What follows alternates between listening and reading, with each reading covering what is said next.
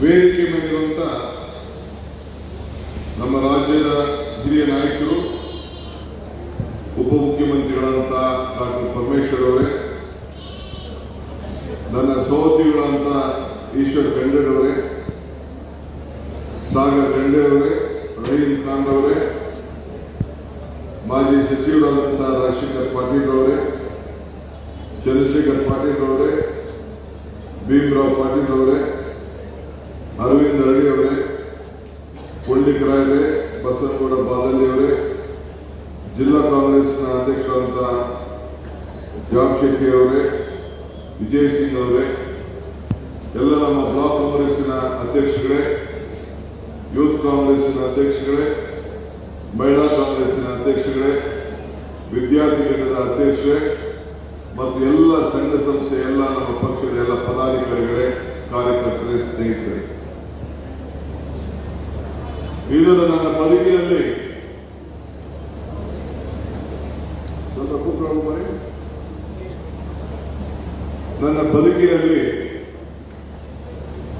ಶಾಶ್ವತವಾಗಿ ನೆನಪಿಡುವಂತ ಒಂದು ದಿನ. ಡಾಕ್ಟರ್ ಪರಮೇಶ್ವರ್ ಹೇಳಿದಂಗೆ ನಾನು 6 ವರ್ಷಗಳ ಕಾಲ 6 ವರ್ಷ 3 ತಿಂಗಳು ಕಾಂಗ್ರೆಸ್ ಪಕ್ಷದ ಅಧ್ಯಕ್ಷನಾಗಿ ಶ್ರೀಮತಿ ಸೋನಿಯಾ ಗಾಂಧಿ ಅವರು, ರಾಹುಲ್ ಗಾಂಧಿ ಅವರು ನನಗೆ ಅವಕಾಶವನ್ನು ಮಾಡಿಕೊಟ್ಟರು. ಅದಾದಮೇಲೆ ಎಂಥ ಪರಿಸ್ಥಿತಿಯಲ್ಲಿ ನನ್ನನ್ನು ಆಯ್ಕೆ ಮಾಡಿದ್ರು ಅಂದರೆ, ಆಗ್ತಾನೆ ಜೈಲಿಂದ ಬಂದಿದ್ದೆ,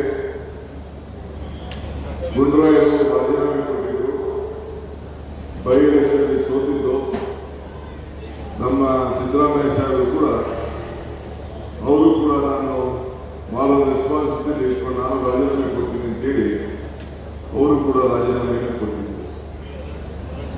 ಆಗ ಕೋವಿಡ್ ಕೂಡ ಬಂತು, ಒಬ್ಬರೊಬ್ಬರು ಮಾತಾಡ್ತಿರ್ಲಿಲ್ಲ, ಪೇಪರ್ ಹಾಕೋರು ಕೂಡ ರೂಮ್ ಕೆಳಗಡೆ ಪೇಪರ್ ಹಾಕ್ತಿದ್ರು, ಇನ್ನೊಬ್ರು ಮನೆಗೆ ಹೋಗ್ತಿರ್ಲಿಲ್ಲ, ಬೇಕಾದಷ್ಟು ಹೆಣಗಳು ರಾಶಿ ರಾಶಿ ರಾಶಿ ಬೀಳ್ತಾ ಇದ್ರು.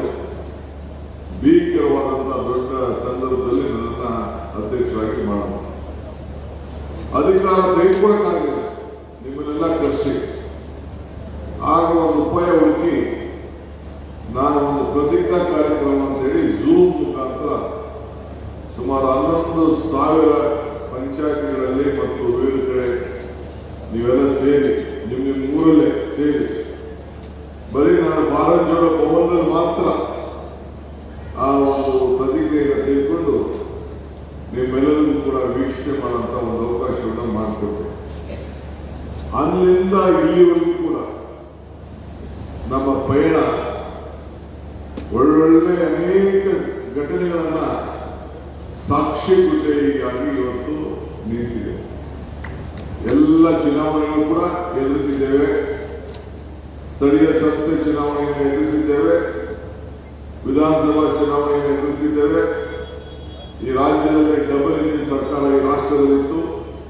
ಕೇಂದ್ರದಲ್ಲಿ ಬಿಜೆಪಿ ಸರ್ಕಾರ, ಬಲಿಷ್ಠವಾದ ಬಿಜೆಪಿ ಸರ್ಕಾರ, ಕರ್ನಾಟಕ ರಾಜ್ಯದಲ್ಲಿ ನಮ್ಮೆಲ್ಲ ನಮ್ಮ ಪಕ್ಷದ ಕೆಲವು ಉದ್ಯೋಗಿಗಳನ್ನು ಕರ್ಕೊಂಡು ಒಂದು ಅವಧಿಯಾದಂಥ ಸರ್ಕಾರವನ್ನು ಮಾಡಿ ನಮ್ಮ ಕಾರ್ಯಕರ್ತರಿಗೆಲ್ಲ ಶಕ್ತಿಯನ್ನು ತುಂಬಿಸಿತ್ತು.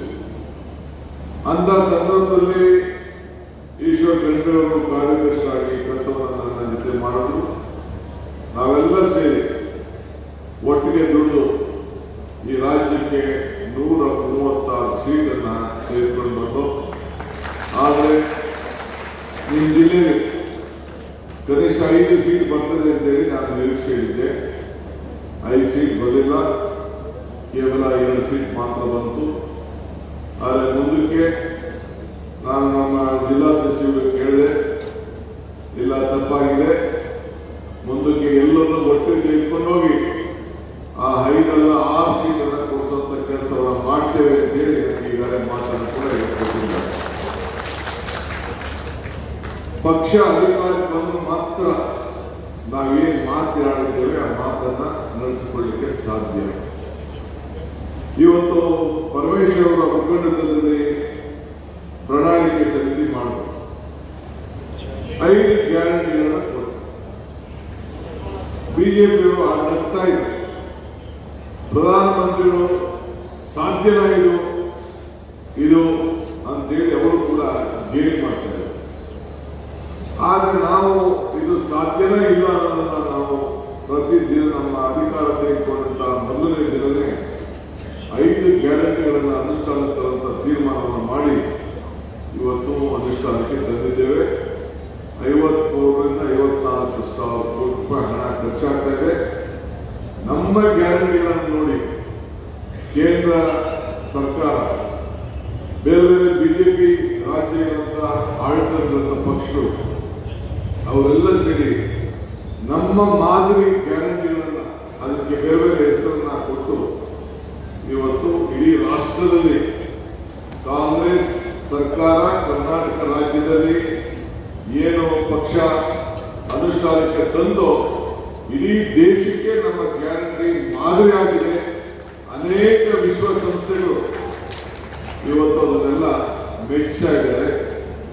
ಇದರ ಫಲ ಯಾರು ಸಿಗ್ಬೇಕು? ನಿಮ್ಗೆ ಸಿಗ್ಬೇಕು. ನೀವು ಅಧಿಕಾರಕ್ಕೆ ತಂದಕ್ಕೆ ಪ್ರತಿಯೊಂದು ಹೆಣ್ಣುಮಗಳು ಕುಟುಂಬಕ್ಕೂ ಕೂಡ 2,000 ರೂಪಾಯಿ ಹೋಗ್ತಾ ಇದೆ. ಉಚಿತವಾಗಿ ಬಸ್ನಲ್ಲಿ ಪ್ರಯಾಣ ಮಾಡ್ತಾ ಇದ್ದಾರೆ. ಪ್ರತಿಯೊಂದು ಮನೆ ಕೂಡ ವಿದ್ಯುತ್ ಶಕ್ತಿಗೆ 200 ಯೂನಿಟ್ವರೆಗೂ ನಾವು ಉಚಿತವಾಗಿ ಕರೆಂಟ್ ಕೊಡ್ತಾ ಇದ್ದೇವೆ. 10 kg ಅನ್ನಭಾಗ್ಯ ಕೊಡ್ತಾ ಇದ್ದೇವೆ. ವಿದ್ಯಾರ್ಥಿಗಳಿಗೆ ಯುವ ನಿಧಿಯನ್ನು ಕೊಡ್ತಾ ಇದ್ದೇವೆ. ಇದು ಬಿಜೆಪಿಯ ಯಾವ್ದಾದ್ರು ಕಾಲದಲ್ಲಿ ಇಂಥ ಕಾರ್ಯಕ್ರಮ ಕೂಡ ಕಾಯ್ದಿತ್ತ? ಹಿಂದೆ ಮೋದಿಯವರು ಅಧಿಕಾರಕ್ಕೆ ಬರೋದಕ್ಕೆ ಮುಂಚಿತವಾಗಿ ಅಚ್ಚೇ ದಿನ ನಿಜನ ಎಲ್ಲರ ಅಕೌಂಟ್ಗೂ ಕೂಡ ವಾಪಸ್ ಓಪನ್ ಮಾಡ್ತಿದ್ರು. ಜನ್ಧನ್ ಅಕೌಂಟ್ ಅಂತೇಳಿ 15 ಲಕ್ಷ ರೂಪಾಯಿ ಎಲ್ಲರ ಅಕೌಂಟ್ಗೆ ಕೊಡ್ತೀವಿ ಅಂತ ಮಾರ್ಕೊಟ್ಟಿದ್ರು. ಇನ್ನು ಏನಾದ್ರು ಅನುಷ್ಠಾನಕ್ಕೆ ಬಂದು 15 ಲಕ್ಷ ರೂಪಾಯಿ ನಿಮ್ಮ ಅಕೌಂಟ್ಗೆ ಯಾರು ಬಂತ? ಆದ್ರೆ ನಾವು ನುಡಿದಂತೆ ನಡೆದಿದ್ದೇವೆ. ಇವತ್ತು ನೀವು ಕೇಳಬೇಕು, ಅವ್ರಿಗೆ ಕೇಳಬೇಕು. ಅಧಿಕಾರಕ್ಕೆ ಬಂದ್ರಿ, 3 ಟರ್ಮ್ ಆಯ್ತು, ನಮ್ಮ ಅಕೌಂಟ್ಗೆ ಯಾವ ಹಣನೂ ಬಂದಿಲ್ಲ ಅಂತ ನೀವು ಕೇಳಬೇಕು. ಆದರೆ ಇವತ್ತು ನಾವು ಏನು ನಮ್ಮ ಗ್ಯಾರಂಟಿ ಕೊಡ್ತಾ ಇದ್ದೀವಿ ಅದನ್ನೆಲ್ಲ ಏನು ಬಹಳ ತರಾತುರಿಯನ್ನೆಲ್ಲ ಅಕೌಂಟ್ಗಳು ಓಪನ್ ಮಾಡಿಕೊಂಡು ನಾನು ಮನೆ ಯಜಮಾನಿ, ನಾನು ಶಕ್ತಿ ಮಹಿಳೆ, ನನ್ನ ಮನೆಯಲ್ಲಿ ಗೃಹಜ್ಯೋತಿ ಬೇಕು ಅಂತ ಹೇಳಿ ಎಲ್ಲ ಅದೇ ಕೊಟ್ಕೊಂಡು ಈಗ ಉಚಿತವಾಗಿ ಕರೆಂಟ್ ಬರ್ತಾ ಇದೆ, ಹಣನೂ ಹೋಗ್ತಾ ಇದೆ, 10 kg ಅಕ್ಕಿನೂ ಬರ್ತಾ ಇದೆ. ಎಲ್ಲರೂ ಕೂಡ ಇವತ್ತು ಉಪಯೋಗವನ್ನು ಪಡ್ಕೊಳ್ತಾರೆ. ಪಡ್ಕೊಳ್ಳಿ, ನನಗೆ ಬೇಜಾರಿಲ್ಲ. ಅದು ಉಪಕಾರ ಸ್ಮರಣೆ ಇಟ್ಕೊಳ್ಬೇಕಲ್ಲ, ಅದನ್ನ ನೀವು ನೆನೆಸ್ಬೇಕು. ಯಾರು ನೆನೆಸ್ಬೇಕು? ನೀವು ನೆನೆಸ್ಬೇಕು. ಅದಕ್ಕೋಸ್ಕರ ಈಗ ನಾವು ಗ್ಯಾರಂಟಿಗಳನ್ನು ಹೊಸದಾಗಿ ಕಾರ್ಯಕರ್ತರಿಗೆ ಶಕ್ತಿಯನ್ನು ಕೊಡಬೇಕು ಅಂತ ಹೇಳಿ 15 ಜನ ಸದಸ್ಯರಂತ ಪ್ರತಿ ತಾಲೂಕಿನಲ್ಲಿ, ವಿಧಾನಸಭಾ ಕ್ಷೇತ್ರದಲ್ಲಿ, ಜಿಲ್ಲೆಯಲ್ಲಿ ನಮ್ಮ ನಾಯಕರುಗಳಾಗಿ ಇದನ್ನ ಜನರಿಗೆ ನೆನಪು ಮಾಡಬೇಕು ಅಂತ ಹೇಳಿ ಈ ಕಾರ್ಯಕ್ರಮವನ್ನು ನಿಮ್ಮನ್ನ ನಾಮಕರಣ ಮಾಡಬೇಕು. ಈಗ ನನಗೆ 3 ವರ್ಷ ಆದಮೇಲೆ ಶ್ರೀಮತಿ ಸೋನಿಯಾ ಗಾಂಧಿ ಅವರು, ರಾಹುಲ್ ಗಾಂಧಿ ಅವರು, ಮಲ್ಲಿಕಾರ್ಜುನ ಖರ್ಗೆ ಅವರು, DK ಶಿವಕುಮಾರ್ ಅವ್ರನ್ನ ಮುಖ್ಯಮಂತ್ರಿ ಮಾಡಬೇಕು ಅಂತ ಹೇಳಿ ತೀರ್ಮಾನ ಮಾಡಿ ನನಗೆ ಜವಾಬ್ದಾರಿ ಕೊಟ್ಟ ಮೇಲೆ ನಾನು ಒಬ್ಬ ಪಕ್ಷದ ಕಾರ್ಯಕರ್ತನಾಗಿ ಇಲ್ಲಿವರೆಗೂ ಬೆಳೆದಿದ್ದೇನೆ. ಒಬ್ಬ ವಿದ್ಯಾರ್ಥಿ ನಾಯಕನಾಗಿ, ಯೂತ್ ಕಾಂಗ್ರೆಸ್ ನಾಯಕನಾಗಿ ವಿವಿಧ ಹಂತದಲ್ಲಿ ಈ ಪಕ್ಷದ ಸಂಘಟನೆಯಲ್ಲಿ ಬೆಳ್ಕೊಂಡು ಬಂದಂಥವ್ರು. ಇವತ್ತು ನನಗೆ ಈ ಒಂದು ಅವಕಾಶ ಸಿಕ್ಕಾಗ ನಾನೊಬ್ಬ ಕಾರ್ಯಕರ್ತ ಇಲ್ಲಿವರೆಗೂ ಬೆಳೆದಿದ್ದೇನೆ. ನನ್ನಿಂದ ನೂರಾರು ಕಾರ್ಯಕರ್ತರು ಪ್ರತಿಯೊಂದು ಕ್ಷೇತ್ರದಲ್ಲಿ ಇರಬೇಕು ಅಂತೇಳಿ ಪ್ರತಿ ಪಂಚಾಯತಿಗೂ ಕೂಡ ಇನ್ನೊಂದು ತಿಂಗಳೊಳಗಡೆ 6 ಜನ ಗ್ಯಾರಂಟಿ ಸಮಿತಿಯ ಸದಸ್ಯರನ್ನ ನೇಮಕ ಮಾಡಬೇಕು ಅಂತ ಹೇಳಿ ತೀರ್ಮಾನ ಮಾಡಿದ್ದಾರೆ. ಸೊ ಅದನ್ನ ನಮ್ಮೆಲ್ಲ ಶಾಸಕರು, ನಮ್ಮ ಜಿಲ್ಲಾ ಸಚಿವರುಗಳು, ಗ್ಯಾರಂಟಿ ಸಮಿತಿಯ ಮುಖಂಡರು ಆ ಜವಾಬ್ದಾರಿ ತೆಗೆದುಕೊಂಡು ಇನ್ನೊಂದು ತಿಂಗಳೊಳಗಡೆ ಅವರೆಲ್ಲ ನೇಮಕವನ್ನು ಮಾಡಿ ಇವತ್ತು ಮತ್ತೆ ಅದನ್ನ ಮರುಪರಿಶೀಲನೆಯನ್ನು ಮಾಡ್ತಾರೆ. ಮರುಪರಿಶೀಲನೆ ಕೆಲವರು ಒಂದೇ ಅಕೌಂಟ್ಗೆ ಇಬ್ಬಿಬ್ರು ದುಡ್ಡು ಹೋಗ್ತಾ ಇದೆ. ಒಂದೇ ಅಕೌಂಟ್ ವಿವಿಧ ರೀತಿಯಲ್ಲಿ ನಾವೆಲ್ಲ ಮಾಧ್ಯಮದಲ್ಲಿ ನೋಡ್ತಾ ಇದ್ದೀವಿ. ಒಂದೇ ಫೋನ್ ನಂಬರ್ ಬೇರೆ ಬೇರೆ ಇತ್ತು. ಸೊ ಬೇಕಾದಷ್ಟು ಲೋಪದೋಷ ಇತ್ತು. ಸುಮಾರು ಕೋಟ್ಯಾಂತರ ರೂಪಾಯಿ ಹಣ ಸತ್ತವರಿಗೆ ರಿಜಿಸ್ಟರ್ ಮಾಡಿಕೊಂಡೆ ತಿಳಿಸಿ ಸರ್ಕಾರ ತಿಳಿಸಿ ಹಣವನ್ನು ತೆಗೆದುಕೊಳ್ತಾ ಇದ್ದಾರೆ. ಇಂಥ ಸಂದರ್ಭದಲ್ಲಿ ನಾವು ಅವ್ರಿಗೆ ಮರುಪರಿಶೀಲನೆ ಅಂತಂದ್ರೆ ನಿಲ್ಲಿಸೋದಂತಲ್ಲ, ಮತ್ತೆ ನೇರವಾದಂತ ಜನರಿಗೆ ನೇರವಾಗಿ ಅವ್ರಿಗೆ ಹಣವನ್ನು ತರಬೇಕು. ಕೆಲವರಿಗೆ ಸಾಲ ಹಾಕೊಂಡು ಹೋಗ್ತಾ ಇದ್ರು, ಬೇರೆಯವರು ಅದನ್ನ ದುರುಪಯೋಗವನ್ನು ಮಾಡ್ಕೊಳ್ತಾ ಇದ್ರು. ಅದನ್ನ ತಪ್ಪಿಸ್ಬೇಕು ಅಂತೇಳಿ ನೇರವಾಗಿ ಯಾರ ಫೋನ್ ನಂಬರ್ ಇದೆ ಈಗ ಸರಿಯಾದ ಫೋನ್ ನಂಬರ್ ಅನ್ನ ಪಡ್ಕೊಂಡು ಎಲ್ಲರೂ ಕೂಡ ಅರ್ಹರಿಗೆ ಕೊಡಬೇಕು ಅಂತೇಳಿ ಈ ತೀರ್ಮಾನವನ್ನು ಮಾಡಿ ಇವತ್ತು ಮತ್ತೆ ನಾವು ತೀರ್ಮಾನವನ್ನು ಮಾಡ್ತಾ ಇದ್ದೇವೆ. ನಮ್ಮ ರಾಜ್ಯವನ್ನು ಕೊಡಬೇಕು, ಬೇರೆ ರಾಜ್ಯದ ಬಗ್ಗೆ ನಾವು ಚಿಂತೆ ಮಾಡೋದು ಬೇಡ. ಅಲ್ಲೆಲ್ಲಿಂದ ಕೆಲಸಕ್ಕೆ ಬಂದವರಿಗೆಲ್ಲ ನಾವು ತಿಳ್ಕೊಳ್ಳೋಕೆ ಆಗುದಿಲ್ಲ. ನಮ್ಮ ರಾಜ್ಯದಲ್ಲಿರುವಂತ ಪ್ರತಿಯೊಬ್ಬರು ನಾನು ಹೇಳಿದ್ದೇನೆ, ಯಾರು ಕೂಡ ನಾವು ಈ ಗ್ಯಾರಂಟಿ ನಿಲ್ಲಿಸುವಂತ ಪ್ರಶ್ನೆ ಇಲ್ಲ. ಈ ರಾಜ್ಯದಲ್ಲಿ ಯಾರು ಇಲ್ಲಿದ್ದಾರೆ, ಯಾರು ಮತವನ್ನು ಮಾಡ್ಕೊಳ್ತಾ ಇದ್ದಾರೆ, ಯಾರು ಬದುಕನ್ನೇ ಕಟ್ಕೊಳ್ತಾ ಇದ್ದಾರೆ, ಅವರೆಲ್ಲರಿಗೂ ಕೂಡ ನಾವು ಇದನ್ನ ಮುಂದುವರಿಸುವಂತ ಕೆಲಸವನ್ನ ನಾವು ಮಾಡ್ತೇವೆ. ಅದರಿಂದ ಯಾರು ಕೂಡ ಗಾಬರಿ ಮಾಡಿಕೊಳ್ಳುವಂತ ಅವಶ್ಯಕತೆ ಇಲ್ಲ. ಒಂದು ಮಾತ್ರ ಈಗಾಗಲೇ ಪರಮೇಶ್ವರ್ ಅವರು ಮತ್ತು ನಮ್ಮ ನಾಯಕರುಗಳು ಏನು ಹೇಳಿದ್ರು ಅಂತಂದ್ರೆ, ನಿಮ್ಮ ಮತದ ಹಕ್ಕನ್ನು ನೀವು ಕಾಪಾಡಿಕೊಳ್ಬೇಕು. ನಿಮ್ಮ ಮತದ ಹಕ್ಕು ನಿಮ್ದು, ನಿಮ್ಮ ಬದುಕಿನ ಹಕ್ಕು ನಿಮ್ದು. ಅದಕ್ಕೆ ಈಗ SIR ಏನ್ ಮಾಡ್ತಾ ಇದ್ದಾರೆ ಅಂತಂದ್ರೆ ಸ್ಪೆಷಲ್ ಇನ್ಸೆಂಟಿವ್ ರೀಜನ್ ಅಂತ. ಇದು ಹೊಸದಾಗಿ ನಿಮ್ಮ ಮತದ ಏನು ಒಂದು ಗುರುತಿನ ಚೀಟಿಯನ್ನ ಕೊಡುವಂತ ಕೆಲಸ ನಡೀತದೆ. ಹೊಸ ವೋಟರ್ ಲಿಸ್ಟ್ ಪ್ರಯಾಣ ಆಗ್ತದೆ. ಆದರೆ ನೀವೆಲ್ಲರೂ ಕೂಡ 29ನೇ ತಾರೀಕು ಒಳಗಡೆ ಎಲ್ಲ ಪ್ರತಿಯೊಂದು ಮನೆಗೂ ಕೂಡ ಮನೆಗೆ ಅವರು ಒಂದು ಫಾರಂ ತಂದು ಕೊಡ್ತಾರೆ, ಎಲಿಮಿನೇಷನ್ ಫಾರಂ. ನಾನಾಗಿರ್ಬೋದು, ಪರಮೇಶ್ವರ್ ಆಗಿರ್ಬೋದು, ಈಶ್ವರ್ ಖಂಡ್ರೆ ಆಗಿರ್ಬೋದು, ಯಾವುದೇ MLA ನಾವು ವಾಪಸ್ ಅದನ್ನ ಫಿಲ್ಅಪ್ ಮಾಡಿಬಿಟ್ಟು ನಾವು ಅವ್ರಿಗೆ ಕೊಟ್ಟಾಗ ಮಾತ್ರ ಆ ಮತ ಇರ್ತದೆ ಹೊರತು ನೀವು ವಾಪಸ್ಸು ನೀವು ಫಿಲ್ಅಪ್ ಮಾಡಿ ಕೊಟ್ಟಿಲ್ಲ ಅಂದ್ರೆ ನಿಮ್ಮ ಮತ ಇರುವುದಿಲ್ಲ. ಅದಕ್ಕೆ ನೀವು ಕಡ್ಡಾಯವಾಗಿ ಈಗಾಗಲೇ ನಾವು ಪ್ರತಿಯೊಂದು ಪಂಚಾಯತಿ ಪ್ರತಿಯೊಂದು ಬೂತ್ನಲ್ಲೂ ಕೂಡ ಅವಕಾಶ ಮಾಡಿಕೊಟ್ಟಿದ್ದಾರೆ. ಬಿಜೆಪಿ ಅವಕಾಶ ಮಾಡಿಕೊಟ್ಟಿದ್ದಾರೆ, ಕಾಂಗ್ರೆಸ್ ಅವ್ರಿಗೆ ಅವಕಾಶ ಮಾಡಿಕೊಟ್ಟಿದ್ದಾರೆ. ನಮ್ಮ ಬೂತ್ ಲೆವೆಲ್ ಏಜೆಂಟ್ ನಾವು ನೇಮಕ ಮಾಡಿದ್ದೇವೆ, ಅವರಿಗೆ ಸಹಾಯ ಮಾಡಬೇಕು ಅಂತೇಳಿ. ಸೊ ಫಾರಮ್ನ ಇರಿಸಿಕೊಂಡು 29ನೇ ತಾರೀಕಿಗೆ BLA ಕೊಡಬಹುದು. ಇಲ್ಲ ಅಂದ್ರೆ ನಮ್ಮ BLA ಕೊಟ್ರೆ ಅವ್ರು ಎತ್ಕೊಂಡೋಗಿ BLOಗೆ ತಲುಪಿಸಬಹುದು ಅಂತ ಅವಕಾಶವನ್ನ ಮಾಡಿಕೊಟ್ಟಿದ್ದಾರೆ. ಆದ್ರಿಂದ ನಮ್ಮೆಲ್ಲ ಕಾರ್ಯಕರ್ತರು ನೀವು ಗಮನ ಇಟ್ಕೊಳ್ಬೇಕು.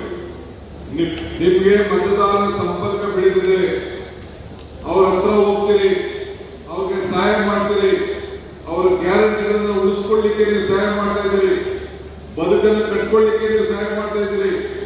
ಅವ್ರಿಗೆ ಪಾಪ ಎಷ್ಟೋ ಜನ ಕೊಡೋಕೆ ಗೊತ್ತಾಗುವುದಿಲ್ಲ, ಅವ್ರ ವಿದ್ಯಾವಂತ ಇರುವುದಿಲ್ಲ, ಪ್ರಜ್ಞಾವಂತಿಕೆ ಇರುವುದಿಲ್ಲ, ಬುದ್ಧಿವಂತಿಕೆ ಇರುವುದಿಲ್ಲ. ನಿಮ್ಮನ್ನ ಪಕ್ಷ ಇವತ್ತು ನೇಮಕವನ್ನು ಮಾಡಿ BLA 2 ಅಂತ ನೇಮಕ ಮಾಡಿ ನಿಮಗೆ ಈ ಒಂದು ಜವಾಬ್ದಾರಿಯನ್ನ ಸಂವಿಧಾನದಲ್ಲಿ ಎಲೆಕ್ಷನ್ ಕಮಿಷನರ್ ಕೊಟ್ಟಂತ ಶಕ್ತಿಯಿಂದ ಇವತ್ತು ನೀವೆಲ್ಲ ಅವ್ರಿಗೆ ಕಾಪಾಡುವಂತ ಕೆಲಸ ಆಗ್ತದೆ. ಆದ್ರಿಂದ ನಾನು ನಮ್ಮ ಖಂಡ್ರೆ ಸಾಹೇಬರಿಗೆ ಹೇಳಿದ್ದೇನೆ, ನಾನು ಫಸ್ಟ್ ನಮ್ಮ ಕಾರ್ಯಕರ್ತರನ್ನ ನಾನು ಭೇಟಿ ಮಾಡಬೇಕು. ನೀವೇ ನಮ್ಮ ಪಕ್ಷಕ್ಕೆ ಆಧಾರ ಸ್ತಂಭ. ಈ ರಾಜ್ಯದಲ್ಲಿ ಮತ್ತೆ ಅಧಿಕಾರಕ್ಕೆ ತರೋರು ನೀವೇ, ಈಗ ಅಧಿಕಾರಕ್ಕೆ ತಂದಿರೋರು ನೀವೇ. ಆದ್ರಿಂದ ನಿಮ್ಗೆ ನಾನು ತಿಳುವಳಿಕೆಯನ್ನು ಕೊಡುವಂತ ಕೆಲಸವನ್ನು ಮಾಡಬೇಕು, ನಿಮ್ಗೆ ಶಕ್ತಿಯನ್ನು ಕೊಡುವಂತ ಕೆಲಸ ಮಾಡಬೇಕು. ಇದನ್ನ ತಾವು ನಮಗೆ ನಾನು ಹೇಳಲಿಕ್ಕೆ ಬಯಸ್ತೇನೆ. ಆಯ್ತಪ್ಪ, ಬಿಜೆಪಿಯವರು ನಡೆದವರು ಅಧಿಕಾರದಲ್ಲಿತ್ತು, ಇಂಥದ್ದು ಯಾವ್ದಾದ್ರು ಒಂದು ಬಡವರಿಗೆ ಸಹಾಯ ಮಾಡುವಂತ ಕಾರ್ಯಕ್ರಮ ಮಾಡಿದ್ರ? ಒಂದು ಹಕ್ಕಿ ಕೊಟ್ಟಿದ್ರ? ಒಂದು ಹಕ್ಕಿ ಹೋಲಿ ಬೇಡ, ಇಂದ ಯಾವ್ದಾದ್ರು ಒಂದು ವಿದ್ಯುತ್ ಶಕ್ತಿ. ಇವತ್ತು ರೈತರಿಗೆ 20,000 ಕೋಟಿ ರೂಪಾಯಿ ವೆಚ್ಚದ ಹಣ ಈ ರೈತರಿಗೆ ಫ್ರೀ ಕರೆಂಟ್ ಕೊಡ್ತಾ ಇದ್ದೀವಿ. ಯಾರು ಕೊಟ್ಟರು? ಕಾಂಗ್ರೆಸ್ ಸರ್ಕಾರ. ಆಶ್ರಯ ಯಾರು ಕೊಟ್ಟರು? ಹೆಚ್ಚಿನ ವಿಡಿಯೋಗಳಿಗೆ ಪ್ರತಿಧ್ವನಿ ಯೂಟ್ಯೂಬ್ ಚಾನೆಲ್ ಸಬ್ಸ್ಕ್ರೈಬ್ ಮಾಡಿ, ಬೆಲ್ ಐಕಾನ್ ಕ್ಲಿಕ್ ಮಾಡಿ.